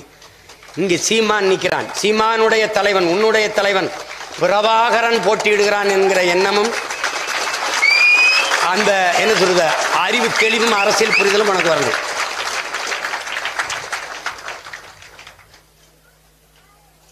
தலைவர் சொன்னார்ல, உட்காருங்க, தலைவர் சொன்னார்ல, நான் சாகலாம், நாம் செத்து விடக்கூடாது. அதனால சேகுவாரா சொல்றாள், நான் கொல்லப்படலாம், நான் சாகடிக்கப்படலாம், ஆனா என் லட்சியத்தை ஒருவனாலும் சாகடிக்க முடியாது. அது மாதிரிதான் நீ, இது ஆளு, இது உருவம், இது ஆண், இது பெண், இது பேரு மறந்துரு. நீ காளியம்மாவுக்காக வேலை செய்யறன்னு நினைக்காத. நீனும் அவளும் ஏற்றுக்கொண்டிருக்க உயர்ந்த தத்துவத்துக்காக வேலை செய்யணும் என்கிற தலை நிமிர்வோடு துணிவோடு வேலை செய்யணும். நீ கார்த்திகாவுக்காக, நீ தேன்மொழிக்காக, ராஜேஷுக்காக, இமாயனுக்காக வேலை செய்யல. நீ 13 ஆண்டுகளாக அடைகாத்த புனித கனவு இருக்கு, அடிமை தேசியனத்தின் உரிமை, அதன் விடுதலை. அதற்கு முன்பு பல ஆயிரம் ஆண்டுகளாக நமது முன்னவர்கள் தூக்கி சுமந்த கனவு. சேர சோழ பாண்டியர்களுக்கு பிறகு இந்த நிலத்தை நாம் ஆளல. ஆண்ட நமது மூதாதைகளும் இந்தியர், திராவிடர். அவனுக்கு இந்த நோக்கம் கிடையாது. தமிழ், தமிழர் உரிமை, நிலம், வளம், மக்களின் நலம், இது எதுவும் கிடையாது, அவங்களுக்கு கிடையாது. அப்ப இந்த கனவோடு வந்திருக்கிறது இந்த தலைமுறையில் நாம் தான். நாம் விட்டுவிட்டால் இன்னொரு தலைமுறை எழ வாய்ப்பில்லை. நம்மையே இந்த பாடுபடுத்துறான். இவ்வளவு வலிமையாக நின்று சண்டை செய்கிற துணிஞ்ச பிள்ளைகளே எதற்கும் அஞ்சாத. சிறையா போட்டுப்பாரு, வழக்கா போட்டுப்பாரு, சண்டையாவா மோதி பார்ப்போம். அப்படி நிக்கிறவனே இந்த வருத்து வாரான்னா இன்னொரு தலைமுறை என்ன பண்ணுவான்? நம்ம பிள்ளைகள் எப்படி நின்று போராடும் நினைக்கிறியா? சொல்லு. ஈழத்துல சின்ன சின்ன பதாகைகள், சின்ன சின்ன குழந்தைகள் கேட்பது போல இருக்கும். இந்த போரை அக்கா, அண்ணா, சித்தப்பா, பெரியப்பா, மாமா, அத்தை, இந்த போரை எங்களுக்கும் கையளிக்க போறீர்களா என்று கேட்கிற மாதிரி பதாகை வச்சிருந்தார் தலைவர். அதேதான் உங்ககிட்ட கேட்கிறேன். இந்த கொடிய சூழலை, இந்த ஊழல் லஞ்சம் ஊறி திளைத்த இந்த நிர்வாகத்தை, இந்த கேடுகட்ட நிர்வாகத்தை, தீண்டாமை, சாதிய இழிவு, மது, மத போதை, இந்த நிலத்தின் வளத்தை, மக்களின் நலத்தை கெடுக்கிற இந்த முறையற்ற நிர்வாகத்தை, இந்த கேடுகட்ட பணநாயகத்தை, இந்த இழிவான அரசியலை, வாழவே முடியாத சூழலில் இருக்கிற இந்த பூமியில் உங்கள் பிள்ளைகளை அப்படியே விட்டு விட்டு போகிறீர்களா? இந்த பொறுப்பை, இந்த கடமையை, இந்த சுமையை அவர்களுக்கு கையளிக்க போறீர்களா? இல்லை நீங்களே வென்று முடித்து உரிமை பெற்று விடுதலை பெற்று பெருமையோடு வாழ்கிற பூமியாக, வாழ்கிற இனமாக வைத்து அதில் உங்கள் பிள்ளைகளை விட்டு விட்டு செல்ல போறீர்களா? இதான் உங்களுக்கு முன்னாடி இருக்கிற கேள்வி. அது கவனமாச்சு. மற்ற கட்சிகள் மாதிரி இல்லது. மற்ற கட்சிகளுக்கு லட்சங்கள் முக்கியம், நாம் தமிழர் கட்சிக்கு லட்சியம்தான் முக்கியம். அதை கவனத்தில் வச்சு, அவனுங்களுக்கு கோடிகள் முக்கியம், உனக்கு நீ கொண்டிருக்க உயர்ந்த கொள்கை தான் முக்கியம். அதை கவனத்தில் வச்சு செய். நீ அந்த வேலை செய்ய மாட்டேன், இந்த வேலை செய்ய மாட்டேன், அவர் சரியில்லைன்னா நீ என்ன? இப்போ இவர் சரியில்லை, நான் சரியில்லை, காளியம்மா சரியில்லை, அப்போ நான் காளியம்மாவை நிறுத்துறேன், நான் தானே சரியில்லை? நீ என்ன நேரடியாக சொல்றதுக்கு உனக்கு துணிவில்லை? என்ன வேட்பாளர் போட்டுக்க? ஒரு தடவை என்கிட்ட கேளுறா, கேளு. அங்கே உட்காந்து கட்டுரை எழுதுற ராத்திரிக்கு 2 மணிக்கு 2 மணிக்கு. இவரெல்லாம் நான் பார்த்ததே கிடையாது. இவர் ஒரு போராட்டத்துக்கு கூட வரவில்லை. நான் கேட்டேன், ஓ மூஞ்சியை நான் பார்த்தது கிடையாது, நீ நீ நீ உன்னையும் எந்த போராட்டத்திலும் பார்த்தது இல்லையே அப்படின்னு. வேலை செய்ய விருப்பம் இருந்தாலும் வேலை செய்யுங்க, இல்லைன்னா விலகி நில்லுங்க, விலகி நில்லுங்க. எனக்கு வேண்டியது எண்ணிக்கை இல்லை, சிறந்த எண்ணம் கொண்ட சில பேர்கள் போதும். 10 பேர் 15 பேர் போதும். படையில் எத்தனை வீரர்கள் என்பதல்ல வலிமை, எத்தனை வீரர்கள் ஈடுபாட்டோடு இருக்கிறார்கள் என்பதை பொறுத்துத்தான் வலிமை.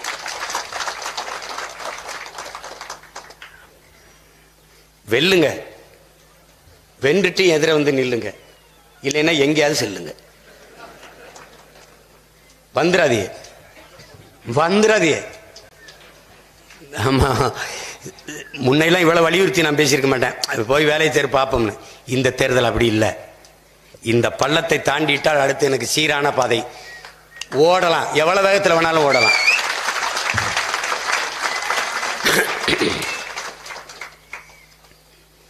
நாம் தமிழர் பிள்ளைகள் போல ஒற்றுமையாக உறுதியாக நின்று உழைக்கிறதுக்கு இந்த நாட்டில் அரசியல் கட்சி இல்லைன்னு நீங்க காட்டணும். காசு இருக்கு இல்லைனாலும் நான் பல முறை சொல்லிட்டேன். வேட்பாளர்கள் எல்லாம் மூடு காலனி, இந்த ஒரு கேன்வாஸ் மாதிரி ஒன்று விற்கிது, அதை வாங்கி மாட்டிக்கணும். அது சேலையோ வேட்டியோ பேண்ட்டோ போட்டுக்கணும். எல்லாம் மோர் கலக்கி வச்சுக்கணும். எல்லாம் மோர் அல்லது இந்த எலுமிச்சம்பழத்தை தண்ணியில் கழிச்சு நாட்டு சர்க்கரை கொஞ்சம் கல் உப்பு கலந்து வச்சுக்கணும். வாளியில் வச்சுக்கணும், தண்ணி வச்சுக்கணும். எல்லாம் வச்சுக்கிட்டு இல்லைன்னா பானக்கம் எப்படி கலக்குறதுன்னு தெரியுமில்ல, கருப்பட்டி மிளகா இந்த புளி இதை கரைச்சி வச்சுக்கணும். வச்சுக்கிட்டு அந்த வெயில் நேரங்களில் குடிச்சிக்கிட்டே இருக்கணும். சரியாக 11 மணி வரைக்கும் வேலை செஞ்சுட்டு வந்துடுங்க, ஓய்வு. மறுபடியும் 3:30 இந்த நேரத்துக்கு கிளம்புங்க. இந்த நேரத்துக்கு கிளம்புனீங்கன்னா சரியாக 6-7 மணிக்கு முடிச்சு 1 மணி நேரம் கூட்டம் 8-8:30 முடிச்சுட்டு வீட்டுக்கு போயிருங்க. சிற்றூர்களில் போய் விடிய அப்படி நேரம் கிடைக்கும், மேடை கிடைக்கும். இந்த மேடையில் பேசினமே விட்டு 2 மேடை கழிச்சு இன்னொரு மேடையில் பேசலாம். நீ அதே தான் பேச போற. ஒன்றும் சாக்ரட்டிஸும் நீ பெர்னாட் சாவும் கிடையாது. விட்டு தொலை. எல்லா மேடையிலையும் நான் பேசணும்னு நிற்காத. எந்த பாடையா இருந்தாலும் ஏறி படுக்க ஆசைப்படாத. உனக்குன்னு ஒரு பாடம் இருக்கு.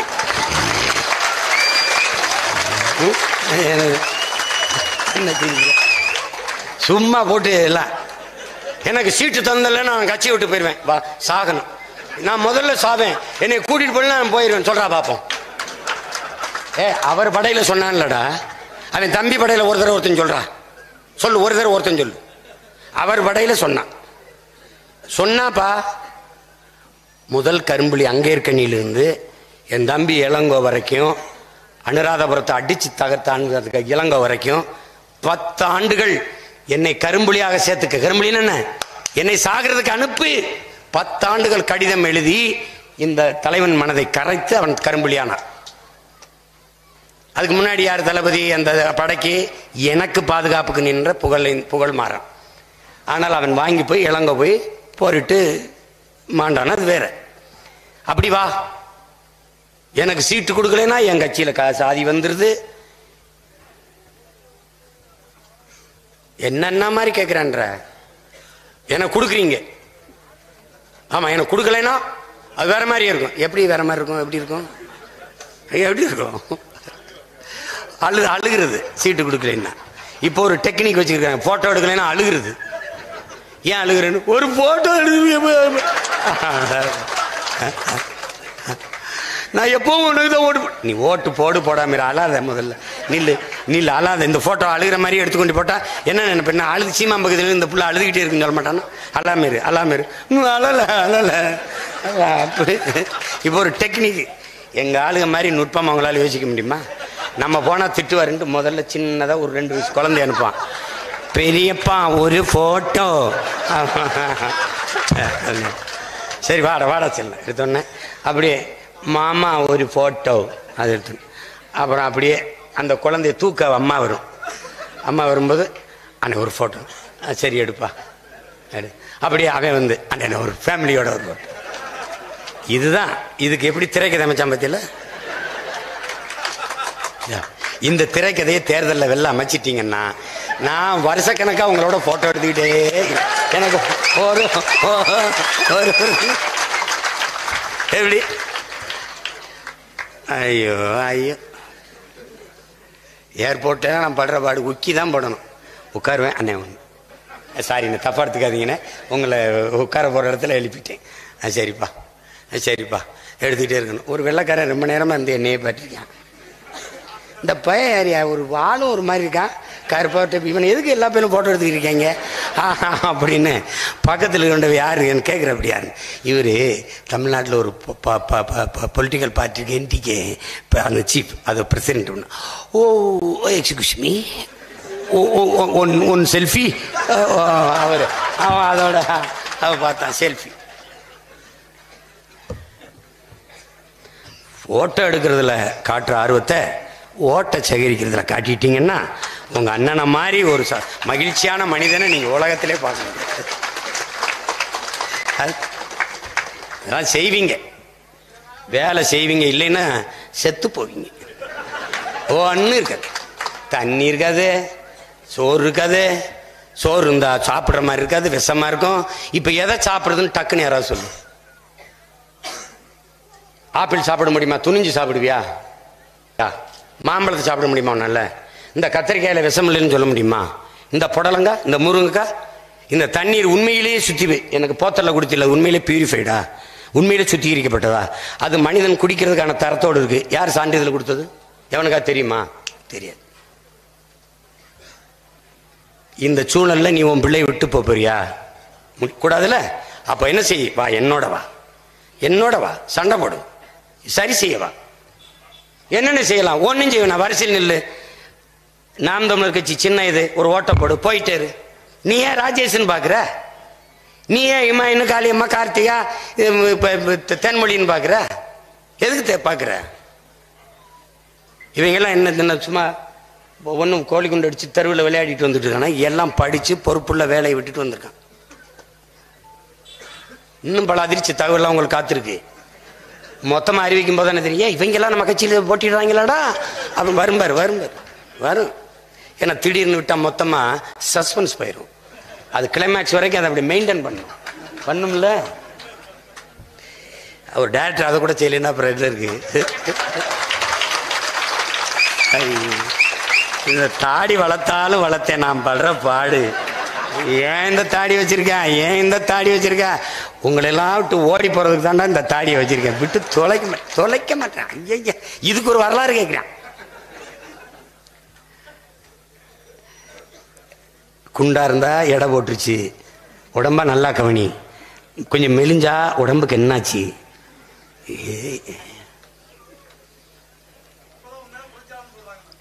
அப்பத்தியா இவ்வளவு காலம் நான் விதைச்ச கருத்துல வராத இந்த வளத்தை இந்த இதுல வந்துருக்கு.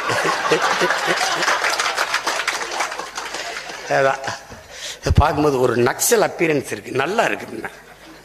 ஏற்கனவே 136 வழக்கு, இது வேறையா? ஒழுங்கா வேலை செய்யல, இருக்கிற முறை எங்கால் தான். எல்லார் வீட்டுக்கும் என்னையே அனுப்புவேன். Be careful. எங்கால ஒருத்தர் இருக்கான், அவன் பேர் கார்த்தி. அண்ணே, என்னைய பார்த்தோன்னு இந்த லோக்கல் போலீஸ் எல்லாம் ரொம்ப சாதாரணமா படுது. அவன் கொடுமைதான். தூக்கி சுமந்த கனவை சுமந்து கொண்டிருக்கிற புரட்சியாளர்கள் என்கிற எண்ணம் உங்கள் ஒவ்வொருக்கும் இருக்கணும். அந்த புரட்சிகர தத்துவத்தின் தூதுவர்கள் இவர்கள். இத்தனை பேர், லட்சக்கணக்கான பேர் கட்சியில் இருந்தும், தகுதி வாய்ந்தவர்கள் இருந்தும், கடும் உழைப்பை கொட்டுகிறவர்கள், ஈடுபாட்டோடு உழைப்பவர்கள் இருந்தும் 40 பேருக்கு மட்டும்தான் வாய்ப்பு கொடுக்க முடிந்திருக்கிறது. 40 பேரும் இதில் ஆக தகுதி வாய்ந்தவர்கள் என்பதை நம் பிள்ளைகள் மனதார ஏற்று வாழ்த்தணும். எனக்கு இல்லை, எங்க அக்கா தான் நிற்கிது. எனக்கு இல்லை, என் தங்கச்சிக்கு தான் கொடுக்கப்பட்டிருக்கு. எனக்கு இல்லை, எங்க அண்ணனுக்கு. எனக்கு இல்லை, என் தம்பிக்கு. அந்த உணர்வோடு, உறவோடு, புரிதலோடு இந்த தேர்தல் களத்தை நீங்க எதிர்கொள்ள வேண்டும் என்று உங்களை அன்போடு வேண்டுகிறேன். சின்னத்தை பற்றி கவலைப்படாமல் நீங்கள் கொண்டிருக்கிற எண்ணத்தில் உறுதியாக நில்லுங்கள். உங்கள் சின்னம் உங்களிடத்தில் வரும். அதற்கு அண்ணன் பொறுப்பு. இந்த 5 வேட்பாளர்களை உங்களுக்கு அறிமுகம் செய்கிறேன். திருச்சியில் என் ஆறுயிர் இளவல் அன்பு தம்பி ராஜேஷ் அவர்கள் போட்டியிடுகிறார்கள். தஞ்சையிலே நம் அன்பு தம்பி கல்வியாளர் ஹுமாயூன் கபீர் அவர்கள், நாகையிலே என் அருமை தங்கை கார்த்திகா அவர்கள், மயிலாடுதுறையிலே என் அருமை தங்கை காளியம்மாள் அவர்கள், பெரம்பலூரிலே என் அன்பு மகள் தேன்மொழி அவர்கள், அவர் பேராசிரியர். என் தங்கை MA MCom, இனி இவர் பொறியாளர், இவர் ஒரு கல்வியாளர், பல கல்லூரிகளின் தாளாளர். என் தம்பி BBA படித்த பிசினஸ் மேனேஜ்மெண்ட் வணிகத்துறையில் படித்தவர், அவர் நிர்வாகத்துறையை படித்தவர். ஆக சிறந்த கல்வியாளர்கள். இவர்களின் வெற்றிக்கு நாம் எல்லோரும் சேர்ந்து உழைக்க வேண்டும், அரும்பாடாற்ற வேண்டும் என்று அன்போடு வேண்டுகிறேன். புரட்சி எப்போதும் வெல்லும். நாளை நமது வெற்றி அதை சொல்லும். நம் இலக்கு ஒன்றுதான், இனத்தின் விடுதலை. இனம் ஒன்றாவோம், இலக்கை வென்றாவோம். நாம் தமிழர். ஒரு நிமிஷம். அதான் இப்ப பாருங்க, இங்கே தஞ்சாவூர்லேருந்து சிவகங்கையில் என் சொந்த தொகுதியில் தங்கை எழிலரசியை வேட்பாளராக நிறுத்துறோம். வாங்க.